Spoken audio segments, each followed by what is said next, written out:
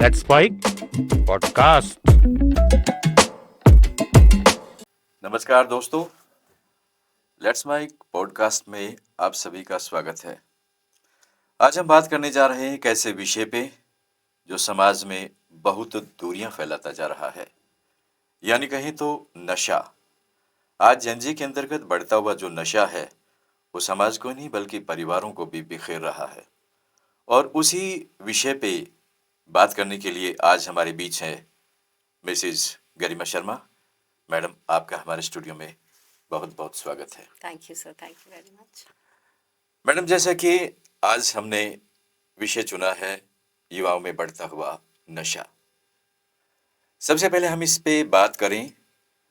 आप अपने बारे में बताइए, आप कहाँ से हैं, आपने कहाँ तक पढ़ाई की है, फिलहाल क्या कर रही हैं, किस आप, क्योंकि आप एक समाज सेवी भी हैं यस सर। और समाज सेवा के नाते ये हमारा सबका दायित्व बनता है कि आप समाज के अंतर्गत युवाओं को ऐसी प्रेरणा दें जिससे कि वो बढ़ता हुआ जो खाई बढ़ती जा रही है नशे की लगातार, वो कैसे कम होगी। पहले तो आप अपने बारे में बताइएगा।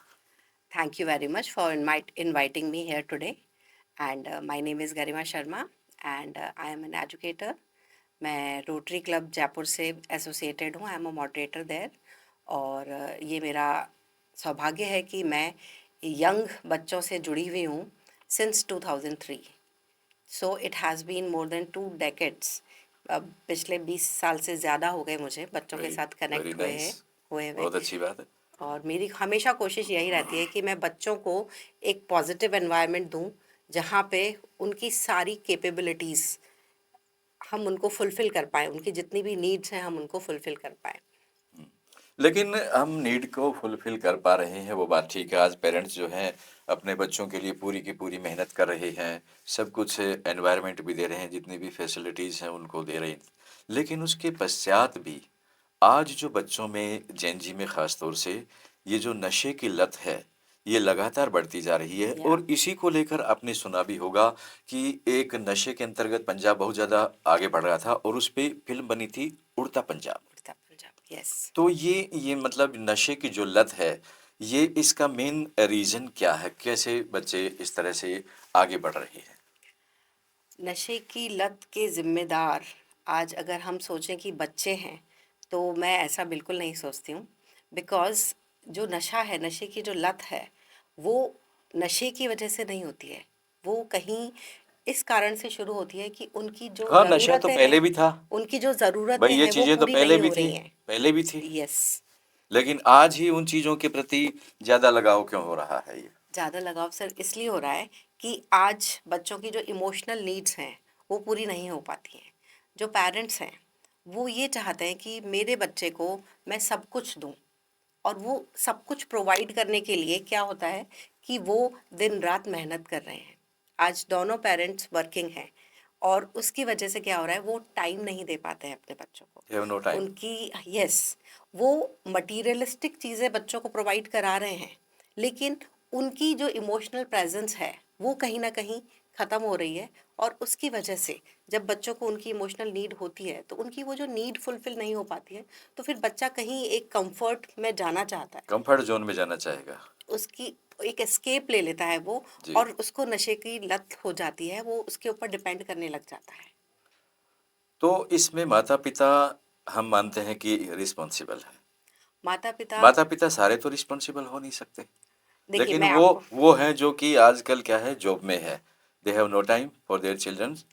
और इसीलिए क्या है कि वो बच्चे बाहर एक ऐसा एनवायरनमेंट, ऐसा ज़ोन ढूँढते हैं जहाँ पे उनको सैटिस्फैक्शन मिले। लेकिन इसके साथ-साथ और भी तो बहुत सारी चीज़ें हैं जो जिनके कारण एक ही तो माता-पिता ही तो ज़िम्मेवार नहीं नहीं, है। हाँ, नशे बेचने वाले भी हैं, दोस्ती भी है और भी हैं बहुत सारे। बिल्कुल बिल्कुल सही कहा आपने। ये जो दोस्तों का इन्फ्लुएंस है, ये भी एक बहुत बड़ी चीज़ है।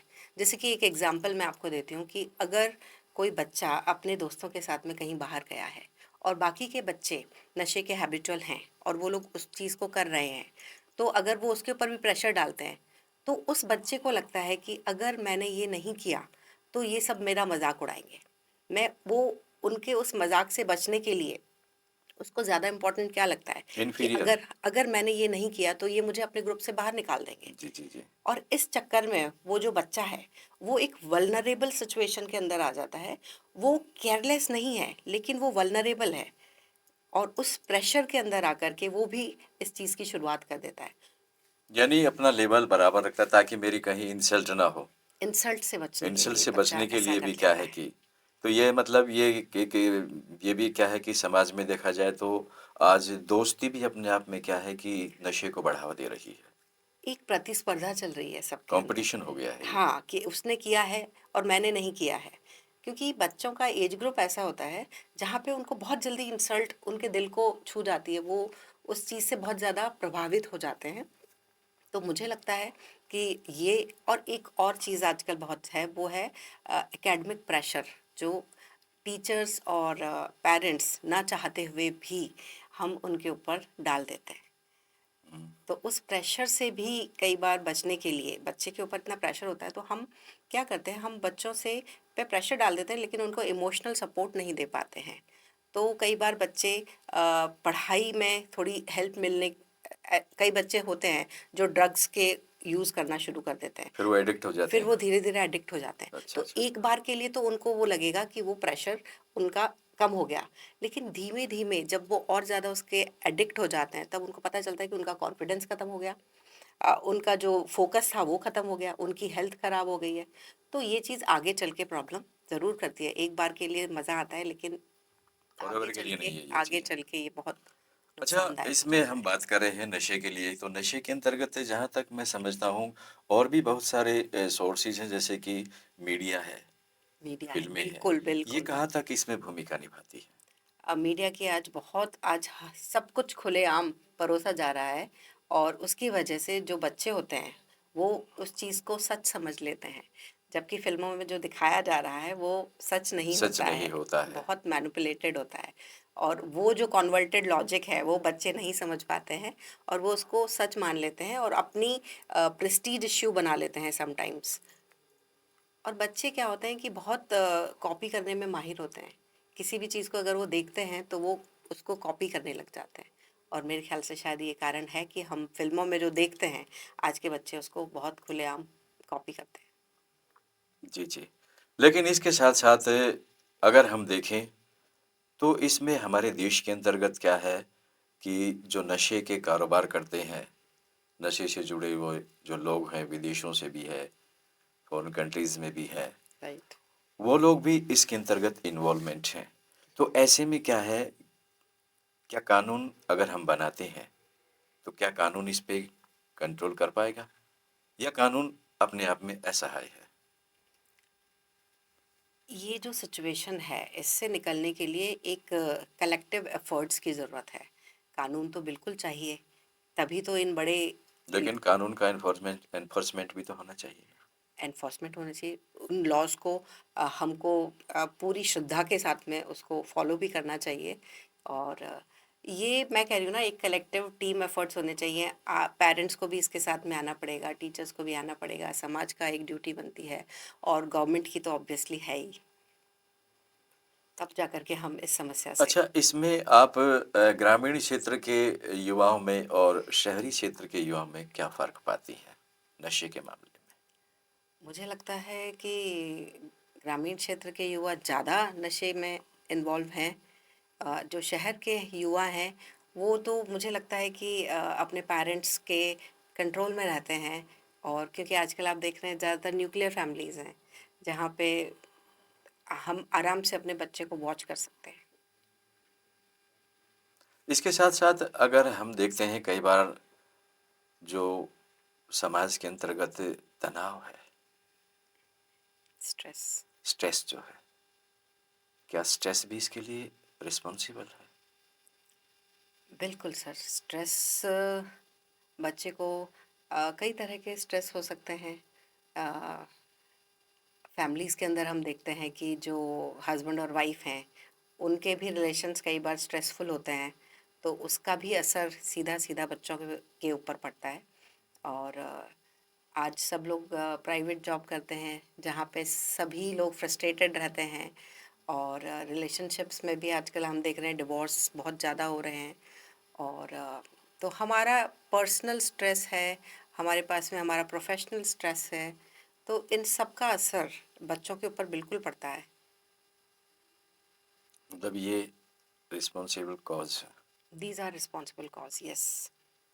तो इन कॉजेज के अंतर्गत हम देखते हैं तो ये तो बहुत एक लंबी लिस्ट बन जाती है, यस। और इतनी लंबी लिस्ट बन जाती है कि एक एक को अगर हम सुधारने की भी कोशिश करें तो मुझे लग रहा है कि बहुत लंबा समय लग जाएगा। या हमने इनिशियल स्टेज पे क्या है कि सुध नहीं ली है इस चीज़ के बारे में। पर क्या इसके लिए समाज जिम्मेवार है? इनिशियल स्टेज पे देखिए सर, मुझे लगता है कि पेरेंट्स और टीचर्स की बहुत अच्छी भूमिका रह सकती है। उसके लिए मैं आपको 3-4 पॉइंट्स आप बताना एक चाहूँगी। टीचर्स भी हैं, यस सर। समाज सेवी भी हैं। Yes sir. तो इस नज़र से जैसे कि क्लासेस के अंतर्गत बच्चों को पढ़ाते हैं, या आप नुक्कड़ नाटकों के माध्यम से, जैसे कि आपने बताया कि मैं समाज सेवा में रोटरी क्लब से हूँ, तो यस सर। नुक्कड़ नाटकों के माध्यम से एक संदेश देने की कोशिश करते हैं। जी। तो क्या ये इसमें कुछ आप ऐसा मानती हैं कि ये चीज़ें सुधारने में कुछ योगदान दे सकती हैं? बिल्कुल, ये अवेयरनेस फैलाने के लिए बहुत अच्छा प्लेटफ़ॉर्म है, क्योंकि इस नुक्कड़ नाटक जब हम करते हैं, हुँ, तो जो पब्लिक है वो ना केवल विजुअली अटैच होती है, वो इमोशनली अटैच होती है। हम किसी चीज़ को देखते हैं, सुनते हैं, तो हम उसके बारे में सोचते ज़रूर हैं, और जब हमने कोई चीज़ देखा है तो हम उसके बारे में ज़रूर सोचते हैं, और धीरे-धीरे ऐसे ही रिफ़ॉर्म लाया जाता है। अच्छा, जैसे कि आप नुक्कड़ नाटक में जैसे आपने बताया, तो बच्चों के प्रति आप लोगों का जो रुझान है, तो क्या वो बच्चे जो पार्टिसिपेट करते हैं नुक्कड़ नाटकों में, क्या वो खुद एडिक्टेड हैं क्या किसी मेडिसिन के या ड्रग्स के? बहुत अच्छी बात आपने पूछी है सर। क्या होता है कि मुझे नहीं लगता कि कोई भी बच्चा इस तरह से उसमें एडिक्टेड है। अगर होता तो हमको वो पता ज़रूर चल जाता है। और मुझे लगता है कि ये जो नुक्कड़ नाटक जो बच्चे करते हैं, तो उनको एक पॉजिटिव आउटलेट मिलता है। बच्चों के अंदर इतनी एनर्जी होती है, हम उनको अगर यदि केवल ये कहेंगे, प्रेशर डालेंगे सिर्फ पढ़ाई करिए, तो बच्चा उस चीज़ से भागेगा। लेकिन जब हम उनको इस तरह के पॉजिटिव आउटलेट्स देते हैं, जहाँ पे वो अपनी हॉबीज़ को, अपनी क्रिएटिविटी को निखार सकते हैं, तो मुझे लगता है कि ऐसी चीज़ों में करने से बच्चा क्रिएटिव भी होता है, और साथ ही साथ उसको एक पॉजिटिव एनवायरनमेंट मिलता है। पॉजिटिव एनवायरनमेंट के लिए आप और क्या सोचती हैं? ऐसे और कोई मैं ऐसे सोर्सेज हैं जैसे, क्योंकि आपने तो बहुत सारे बच्चों को अलग-अलग टॉपिक्स पे नुक्कड़ नाटक करवाए हैं। तो ऐसी-ऐसी बहुत सी ऐसी चीज़ें हैं, बहुत से ऐसे टॉपिक्स हैं जैसे समाज के अंतर्गत फैली विषमताएँ हैं, उन विषमताओं को अलग-अलग लेकर के आप लोग नाटक करवाते हैं। तो मैं समझता हूँ कि एक कलाकार तभी अपने आप में फीलिंग्स दे पाएगा जब वो खुद उस चीज़ से महसूस करे कि मुझे क्या करना है। तो क्या बच्चे ऐसा कर पाते हैं? बच्चे बिल्कुल, सच में मेरे पास में बच्चे हर क्लास से आते हैं और वो कहते हैं कि हमें नुक्कड़ नाटक में पार्टिसिपेट करना है। हुँ, मैं कई बार देखती हूँ कि बच्चा क्लास में बहुत शाय नेचर का है, लेकिन जब वो वहाँ आता है, तो वो उस रोल के अकॉर्डिंग बिल्कुल डिफरेंट बिहेव करता है। तो मुझे ये लगता है कि बच्चे के अंदर बहुत सारी कैपेबिलिटीज़ होती हैं, लेकिन उनको सिर्फ एक ही रोल निभाने के लिए कह दिया जाता है कि आप स्टूडेंट हैं, आप पढ़ाई करिए। तो मुझे लगता है कि जब बच्चे नुक्कड़ नाटक में ऐसी एक्टिविटीज़ में पार्टिसिपेट करते हैं, तो उनके अंदर जो और भी कैपेबिलिटीज़ हैं, उनको चांस मिलता है। कभी आपने ऐसा महसूस किया कि बच्चे को देख कर के कि इस बच्चे के अंतर्गत कोई कमी है, ये क्या है कि गलत दिशा में जा रहा है, और आपने उसको लताड़ा हो या उसको एडवाइस दी हो या उसको कुछ कहा? बिल्कुल सर, ऐसे बहुत से मौके मुझे मिले हैं, और मैं अपने आप को बहुत लकी मानती हूँ कि भगवान ने मुझे ऐसा चांस दिया है कि जहाँ पर मैं उनको हेल्प कर सकती हूँ। क्योंकि बच्चे हमेशा, मैं कह रही हूँ ना, वो केयरलेस होते हैं, उनको पूरी नॉलेज नहीं होती है।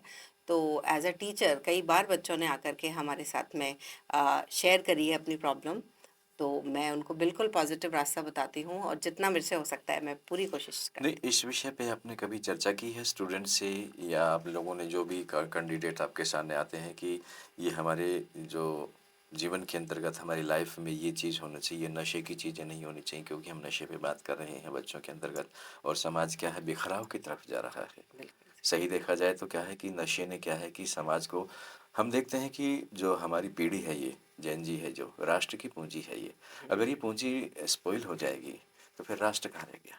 बिल्कुल सही बात है। राष्ट्र कहाँ रहेगा? राष्ट्र का कोई नामो निशान नहीं होगा। तो क्या है कि एक हम ऐसी मंजिल तैयार करने जा रहे हैं नशे के अंतर्गत, जो ऐसी बिल्डिंग है मिट्टी जो भर भरा के गिर जाएगी एकदम, राष्ट्र कहाँ रहेगा फिर। तो ऐसे में आप जैसे लोगों की जो जिम्मेवार हैं, जिनके ऊपर रिस्पॉन्सिबिलिटी है एज ए टीचर, आप लोग समाज सेवी हैं, तो उसके क्षेत्र में आप कुछ कहना चाहेंगी? सर, मेरी ज़िम्मेदारी में मैं बच्चों के साथ में पूरी एज़ अ फ्रेंड, आप ये समझिए मैं फ्रेंड की तरह उनको ट्रीट करती हूँ। उनको कोई भी प्रॉब्लम होती है, मैं बिल्कुल उनको ये समझाती हूँ कि ना कहना सीखिए। सबसे बड़ी बात है, हम किसी को मना नहीं कर पाते। तो अगर हम ना कहना सीख लेते हैं तो हम बहुत सारे जो गलत कॉन्सिक्वेंसेस होते हैं किसी चीज़ को करने से, तो हम उनसे बच जाएँगे अगर हमने ना कह दिया है। और saying no is not a weakness, it is a strength. तो ये हमको एक बच्चों को चीज और सिखाना भी है कि कई बार हम देखते हैं कि हम ज्ञान दे देते हैं बच्चे को, चाहिए। फोकट का ज्ञान दे देते हैं। हिंदुस्तान में ये चीज़ बहुत प्रचलित है कि तू ये कर ले, लेकिन जब तक हम ये नहीं देखेंगे ये बच्चा किस चीज़ के काबिल है। अगर वो बच्चा किसी चीज़ के काबिल है और हम उसकी क्वालिटी को देख कर के ही कह रहे हैं कि बेटा तू ये काम कर ले, अगर वो ये काम कर लेगा तो वो एक तरह से उसको जॉब मिल जाएगी। अगर उसको जॉब मिल गई तो तनाव नहीं होगा। आप क्या सही सोचते दिशा हैं? में नॉलेज देना यानी चाहिए। टीचर को क्या है कि क्या करना चाहिए इस मामले में? टीचर को जो करेक्ट नॉलेज है वही देना चाहिए। बेकार की, जैसे नशे के लिए भी हम क्या करते हैं, हम डराते हैं कि अगर ये नहीं किया तो ऐसा होगा। तो जो आप डराते हैं ना, तो उसके और उल्टे ही रिजल्ट्स आते हैं। इससे अच्छा है कि हम एक ऑनेस्ट नॉलेज, ऑनेस्टली, भाई जो अगर बच्चा अगर कोई नशे का आदी है तो हम उसको उसकी एज के अकॉर्डिंग फैक्ट बेस्ड नॉलेज हम उसको बताएं, ना कि हम उसको डराएं। तो मुझे लगता है कि ये ज़्यादा हेल्पफुल होगा, क्योंकि बच्चे इतने बड़े हैं कि वो समझ पाएंगे कि क्या सही है और क्या गलत है। बस उनको एक गाइड चाहिए, गाइडेंस चाहिए, एक मेंटर चाहिए। एक अच्छा गाइडर चाहिए एक जो सही दिशा बता सके। सही। तो क्या आप अपने आप को कैपेबल पाती हैं इस मामले में? यस, आई फील रियली, मुझे तो सिर्फ वेदर दे अगर मैं फॉलो योर एडवाइस? या सम ऑफ देम, ऐसा नहीं है कि सभी करते हैं, लेकिन मुझे ऐसा लगता है कि अगर एक भी बच्चा अगर मेरे कहने से सही रास्ते पर अगर आता है, तो मेरे लिए तो इससे बड़ी सक्सेस कुछ है ही नहीं। खुशी की बात है ये तो, इससे कि बड़ी हमने एक खुशी की पौधे बात, को। केवल एक भी बच्चा अगर मेरी बात को मान लेगा, तो मेरा तो ये बीइंग अ टीचर इज़ बिल्कुल सार्थक है। अच्छा, एक टॉपिक से थोड़ा सा हट के बात करना चाहूँगा। आज के टाइम में कुछ लोग टीचर भी हैं, तो वो भी क्या है, बच्चे को इस बारे में कुछ एडवाइस नहीं देते, वो खुद ही एडिक्टेड हैं ड्रग्स के। क्या हमारे समाज को ऐसे टीचरों पर प्रतिबंध नहीं लगाना चाहिए, जो टीचर बैठ कर के बच्चों के साथ ड्रग्स लेते हैं, ड्रिंकिंग करते हैं, या तरह तरह की जो नशीली दवाएं हैं? कुछ जगह पे ऐसी शिकायतें आई हैं समाज में, तो क्या इसके बारे में आप सोचते हैं? ये तो बिल्कुल गलत बात है कि आप टीचर, मतलब कि ये तो वही बात हो गई कि जो रखवाला है वही क्या कर रहा है, उसको उल्टा उसके ऊपर गलत असर डाल रहा है। तो ये तो बिल्कुल एक पूरे सिरे से मैं इस बात को खारिज करती हूँ कि ऐसा होना चाहिए, ऐसा बिल्कुल नहीं होना चाहिए। तो ऐसे में आप संदेश क्या देना चाहेंगे आज की जो टीचर्स हैं, जो कॉलेजेस के हैं? जैसे कि आपने देखा कि कॉलेजेस में नशे की जो प्रवृत्ति है कॉलेजेस में ज़्यादा है स्कूल्स के। वहाँ पे क्या है कि कोई रोक टोक नहीं होती है। बिल्कुल सही इसमें बात आपको है। क्या लगता है कि वहाँ पर कौन जिम्मेवार है कॉलेजेस में, क्योंकि वहाँ पर रोक टोक नहीं होती है किसी भी तरह की बच्चे से? ज़िम्मेदार तो हम सभी हैं, क्योंकि हमारी ज़िम्मेदारी बनती है कि हम बच्चों को सही तरीके से समझाएं। और मुझे ऐसा लगता है कि किसी भी चीज़ का हल पनिशमेंट नहीं होता है। हमको बच्चों के साथ में कनेक्ट होना चाहिए, हमको उनको अंडरस्टैंड करना चाहिए, और उनकी प्रॉब्लम में उन हेल्प करना चाहिए, उनकी वो गाइड ठीक है, करना चाहिए। लेकिन क्या है कि एक स्टेज ऐसी आती है, बच्चों को हम एक लिमिट तक ही समझा सकते हैं, वो हमारी एडवाइस को एक उम्र तक ही फॉलो करते हैं। लेकिन जब बच्चे कुछ ज़्यादा आगे बढ़ जाते हैं एक उम्र से, उसके पश्चात जैसे कॉलेजेस लाइफ में है, परिवारों में है, या कुछ कह सकता हूँ कि मैं टूटते हुए जो रिलेशंस हैं उनके अंतर्गत एक उम्र जो होती है मैच्योरिटी आ जाती है। और इस उम्र के अंतर्गत यानी 30 के अबव जो होता है, 30 के पश्चात ही कुछ जो लोग हैं, कुछ तो कॉलेजेस में आदत पड़ी हुई है ये, हुँ। लेकिन फिर वो क्या है एडिक्टेड, जैसे अपन ने बात की इस बारे में। तो वहाँ पर क्या कैसे उसको हम रोक सकते हैं?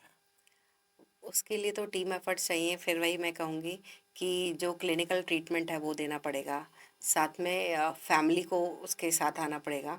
और ये जो साइकोथेरेपीज़ हैं, उन सब का अगर ये सारे के सारे टाइमली ट्रीटमेंट अगर दिए जाते हैं तो किसी भी पर्सन को हम एडिक्शन से बाहर निकाल सकते हैं।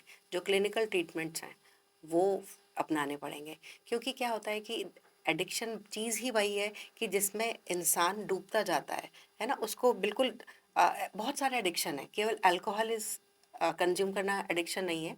हम कैफ़ीन भी एक तरह का एडिक्शन है, कैफीन है, वर्कोहॉलिक हीरोइन होना भी है, एक एडिक्शन है, बहुत सारी चीजें हैं। और कंपल्सरी शॉपिंग भी एक एडिक्शन है, ऐसी जिसको ऐसी लोग नहीं ड्रग्स छोड़ आ गए हैं पाते जो हैं, बहुत ही खतरनाक हैं, जो बॉडी जिसको के हम लिए नहीं भी छोड़ हैं, पाते हैं, बिल्कुल सही बात है। बॉडी के लिए भी बहुत खतरनाक है, जिनको बड़ा मुश्किल होता है। और इवन नोइंग कि ये हमको हेल्थ में यही तो एडिक्शन है कि हमारी फैमिली इससे परेशान है फिर भी हम नहीं छोड़ रहे हैं, हमारी हेल्थ ख़राब हो रही है फिर भी हम इसको नहीं छोड़ रहे हैं, हमारी प्रोफेशनल लाइफ इससे ख़राब हो रही है फिर भी हम इसको नहीं छोड़ पा रहे हैं। तो दिस इज़ एडिक्शन। तो ऐसे पर्सन को फिर एक एक्सटर्नल हेल्प की ज़रूरत होती है, क्योंकि वो खुद से इस चीज़ से बाहर कभी नहीं आ सकता है। एडिक्शन वो लत है।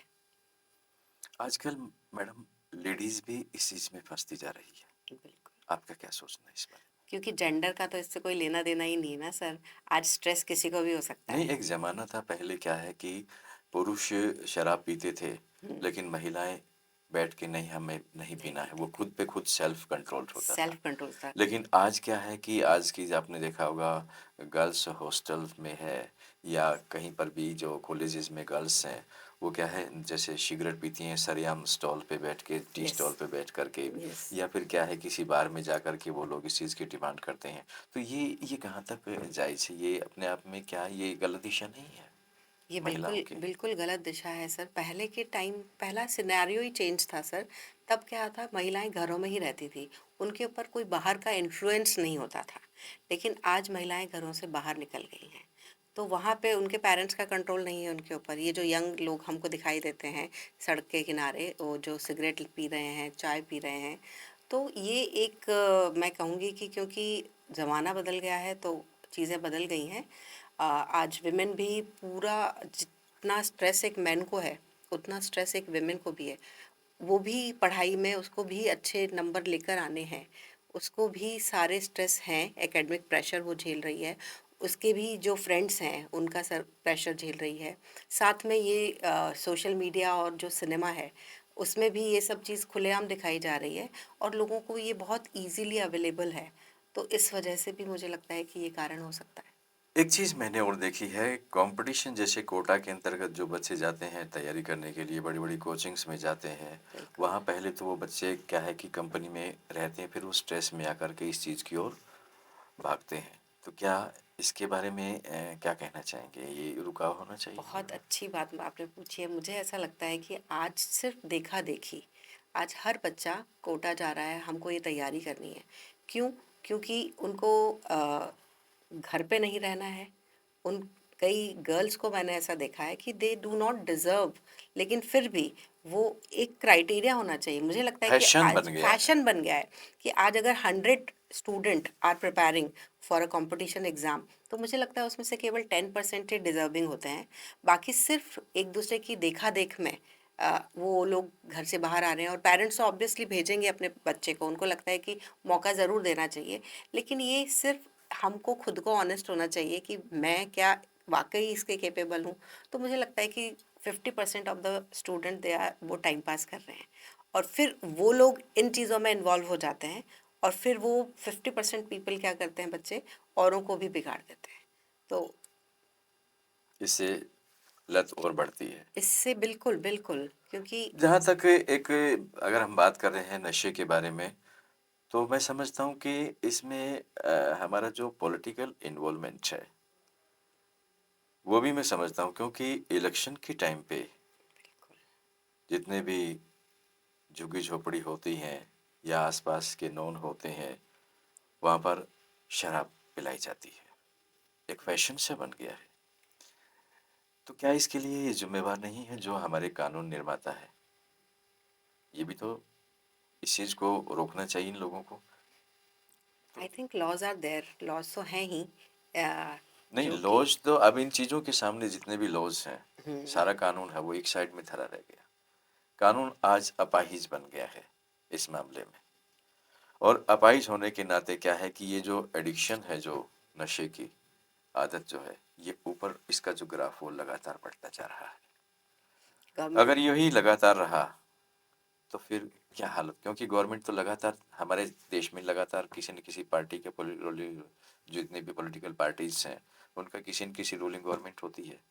लेकिन इतना होने के पश्चात भी आप क्या सोचती हैं कि क्या फिर भी कंट्रोल किया जा सकता है?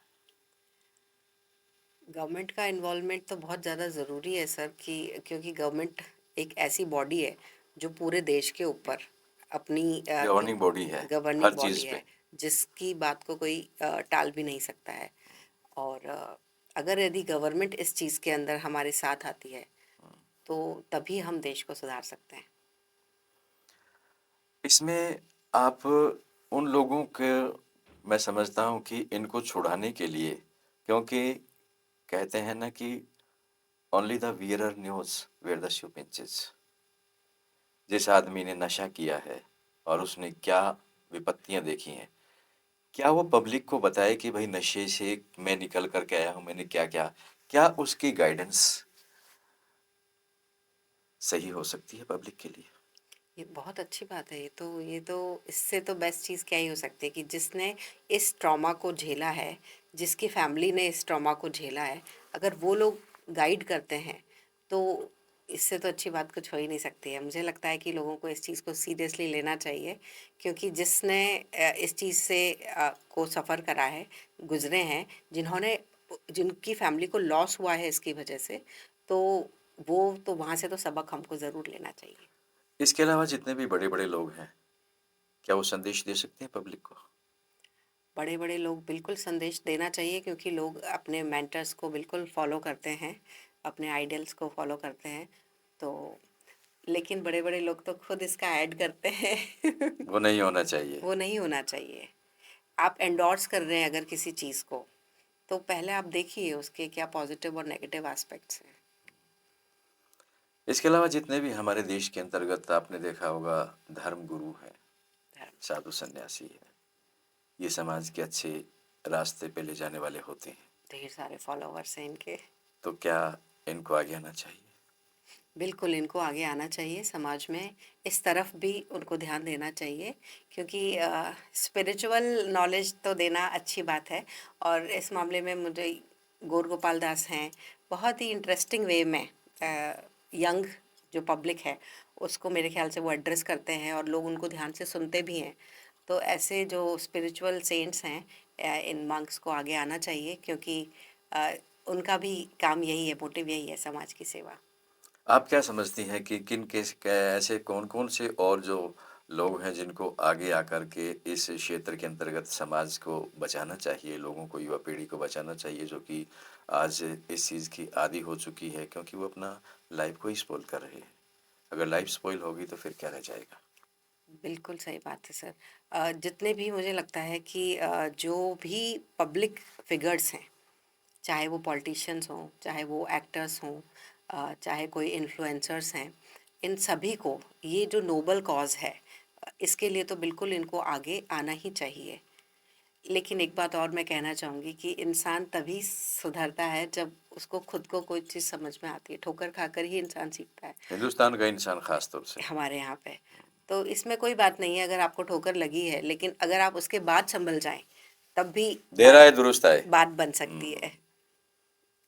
तो आप इसमें, जैसे कि आप एक खुद महिला हैं, तो महिलाओं के प्रति जो एडिक्शन है ये ड्रग्स की, महिलाओं का आप क्या कहना चाहेंगी? आप अपने श्रोताओं को, आम पब्लिक को बताइए। बिल्कुल। देखिए, एडिक्शन तब होता है जब आप इसको रेगुलर बेसिस पे लेते हैं। Occasionally if you are taking it, I don't mind it. मुझे नहीं लगता है कि अगर ओकेजनली किसी चीज़ को अगर आप यूज़ कर रहे हैं, क्योंकि ये एक नेचुरल नीड होती है। अगर आप नहीं, कुछ चीज़ें ऐसी होती हैं जिनको लेना ही नहीं चाहिए, जैसे हाँ, हीरोइन है, बड़े-बड़े जिनके तो आप और हम नाम भी सीधा नहीं आपकी जानते, बॉडी, आपकी हेल्थ को ख़राब करते हैं। वो चीज़ें तो तो वो बिल्कुल। बिल्कुल, वो तो इतना एजुकेशन हमको देना चाहिए सभी को, कि ये चीज़ें आपके किस लेवल तक आपको नुकसान पहुंचा सकती हैं। और उन चीज़ों के लिए मैं नहीं कह रही हूँ, लेकिन एडिक्शन की अगर हम बात करते हैं, ड्रग एडिक्शन की, तो महिलाओं के अंदर तो शॉपिंग का भी एडिक्शन होता है। नहीं, वो देखिए वो बेसिक चीज़ें होती हैं, हम्म। और बेसिक चीज़ें क्या होती है कि वो लेकिन यही लाइफ के लिए एडिक्शन, ज़रूरी है। यही एडिक्शन सर वो एक उनको क्या है कि जो बेसिक नेसेसिटीज़ होती हैं, वो तो हमारे जीवन में जीवन को चलाने के लिए ज़रूरी होती हैं। These are known as the basic necessities. तो उन नेसेसिटीज़ को छोड़ कर के ये जो है ड्रग्स वाली, ये क्या है, दिशाहीन कर देती है इंसान। ड्रग्स, बिल्कुल। और इन्हीं चीज़ों को क्या है कि अगर हम और एक बात और मैं कहना चाहूँगी, क्योंकि जो महिलाएं हैं या फिर पेरेंट्स हैं, तो जो बच्चे होते हैं, हमको उनके लिए एक आइडियल फिगर बनना चाहिए, क्योंकि वो हमको कॉपी करते हैं।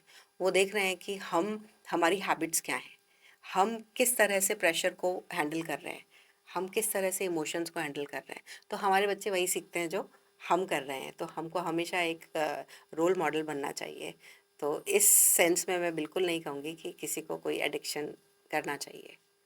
मैं तो कहता हूँ एडिक्शन करना ही नहीं चाहिए। एडिक्शन को तो किसी पॉजिटिव, ऐसी चीज़ का होना चाहिए जैसे समाज के अंतर्गत आगे बढ़ें, राष्ट्र का निर्माण हो, परिवार का नाम हो, खुद अच्छे आप में एक समाज के नागरिक को भर कर आएँ।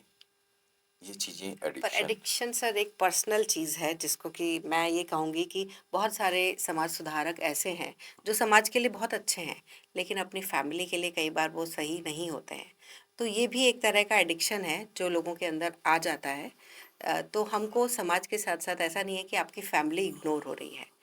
तो इसमें आप अपने बारे में क्या कहना चाहेंगे स्टूडेंट्स को, कि भाई स्टूडेंट्स, जैसे कि आप एक टीचर भी हैं बिल्कुल, और समाज सेविका भी रही हैं, अभी भी हैं, बिल्कुल सर। तो आप आम पब्लिक को, स्टूडेंट को, महिलाओं को क्या आज संदेश देना चाहेंगे? मेरा संदेश स्टूडेंट्स को, ख़ास तौर से स्टूडेंट्स को यही है कि अपनी लाइफ के साथ गेम नहीं खेलना चाहिए। Life is not a game. हमको लाइफ में दोबारा मौका नहीं मिलता है, इसलिए हमको फेयर रूल्स के साथ में इस लाइफ के गेम को खेलना चाहिए। कभी भी झूठ नहीं बोलना चाहिए, अपने पेरेंट्स के साथ में हर चीज़ को शेयर करना चाहिए, क्योंकि पेरेंट्स आपका वो एक सेफ जगह है जहाँ पे आप उनके सामने कुछ भी कह सकते हैं। और कभी भी ये नहीं सोचना चाहिए कि हमको क्या सोचेगा अगला। हमको पूरे कॉन्फिडेंस रखना चाहिए अपने पेरेंट्स के साथ में, और उनको सब कुछ शेयर करना चाहिए। अपने टीचर्स को भी शेयर कर सकते हैं हम। इसके अलावा महिलाओं को क्या कहना चाहिए आप? महिलाओं को मैं ड्रग एडिक्शन के लिए, जी, इससे तो दूर रहना चाहिए, क्योंकि हमारे पास में तो बहुत सारे मोटिव्स हैं लाइफ में। महिलाओं के पास में उनकी फैमिली है, उनके बच्चे हैं, तो इनका एडिक्शन करें और ड्रग एडिक्शन को बाय बाय कहें। तो दोस्तों, आज हमने बात की नशे के बारे में, कि समाज में जो जेन जी है, युवा हैं, किस तरह से नशे की ओर लगातार बढ़ रहे हैं। और इसमें क्या है, एक नहीं है, बहुत सारे भागीदार हैं। समाज के ऊपर से लेकर के नीचे तक अगर किसी भी हम सीढ़ी पर चलते हैं, तो उस सीढ़ी के अंतर्गत हम देखते हैं कि लगातार हर सीढ़ी अपने आप में नशे को बढ़ावा दे रही है। ज़रूरत इस बात की है, समाज के जो सेवक हैं, समाज के जो अध्यात्म से जुड़े हुए लोग हैं, या ऐसे राजनीतिज्ञ जो देश को चाहते हैं कि राष्ट्र एक विकसित राष्ट्र बने, उनको आगे आकर के इस चीज़ को रोकना पड़ेगा। और मैं सभी लोगों से यही भी निवेदन करना चाहूँगा, ख़ास तौर से जो फिल्म इंडस्ट्री से हैं, वो भी इस तरह से आगे आकर के समाज को रोकने की कोशिश करें। अगर हम इसी कदम पर चलते रहें तो राष्ट्र आगे सही नहीं बढ़ पाएगा, और हमारी जो युवा पीढ़ी है एक कच्चे महल की तरह भर भरा करके गिर जाएगी। आज आप यहाँ पर आई मैडम, आपका बहुत बहुत धन्यवाद। Thank you, thank you. आप सुन रहे थे let's mic more than radio.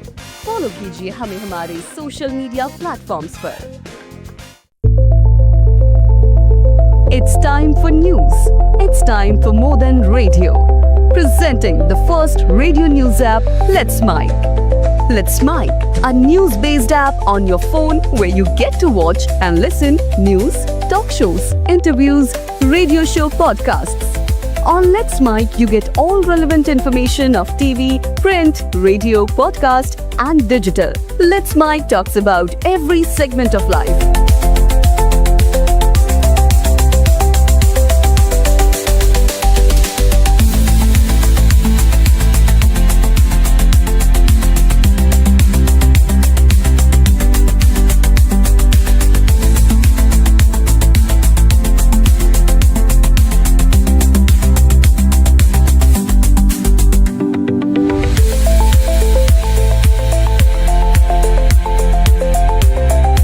Download the app now from Play Store. Available both on Android and iOS mobile phones. Follow us on YouTube, Instagram, Twitter, LinkedIn, Facebook, Telegram, WhatsApp, Snapchat. Let's talk, let's connect, and let's mic.